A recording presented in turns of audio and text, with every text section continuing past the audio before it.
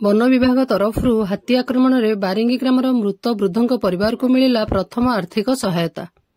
ସୂଚନା ଅନୁସାରେ ଗତ ମଙ୍ଗଳବାର ଦିନ ଆଡ଼େଣିଗଡ଼ ପଞ୍ଚାୟତ ଅନ୍ତର୍ଗତ ବାରିଙ୍ଗି ଗ୍ରାମର କାଶୀନାଥ ପ୍ରଧାନଙ୍କ ହାତୀ ଆକ୍ରମଣରେ ମୃତ୍ୟୁ ହୋଇଥିଲା। ବୌଦ୍ଧ ବନଖଣ୍ଡ ମାଧପୁର ବନାଞ୍ଚଳ ବାରିଙ୍ଗି ଗ୍ରାମରେ ଘଟିଥିଲା ଏଭଳି ଏକ ଅଭାବନୀୟ ଘଟଣା। କାଶୀନାଥ ନିଜ ସମ୍ପର୍କୀୟଙ୍କ ଘରକୁ ଯିବା ପାଇଁ ଘରୁ ବାହାରି ଯାଇଥିଲେ, ହେଲେ ଆଉ ଫେରି ନଥିଲେ।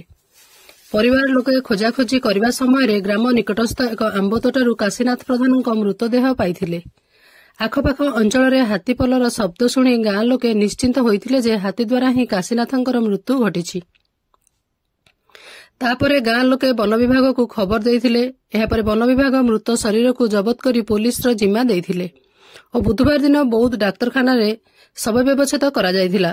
ତଦନ୍ତରୁ ହାତୀପଲ ଆକ୍ରମଣରେ କାଶୀନାଥଙ୍କର ମୃତ୍ୟୁ ହୋଇଥିବା କଥା ସ୍ପଷ୍ଟ ହୋଇସାରିବା ପରେ ବନ ବିଭାଗ ତରଫରୁ ପ୍ରଥମ କିସ୍ତିରେ 60,000 ଟଙ୍କା ମୃତକ କାଶୀନାଥଙ୍କ ପତ୍ନୀଙ୍କ ଆକାଉଣ୍ଟକୁ ପଠାଇଥିଲେ।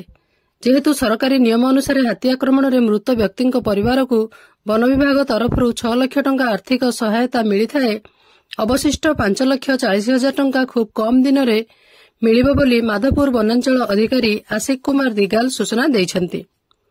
ବୌଦ୍ଧରୁ ବୈଦ୍ୟନାଥ ସାମଲଙ୍କ ସହିତ ଚିତ୍ତରଞ୍ଜନ ସିଂଙ୍କ ରିପୋର୍ଟ, ମୋ ଜିଲ୍ଲା ଖବର।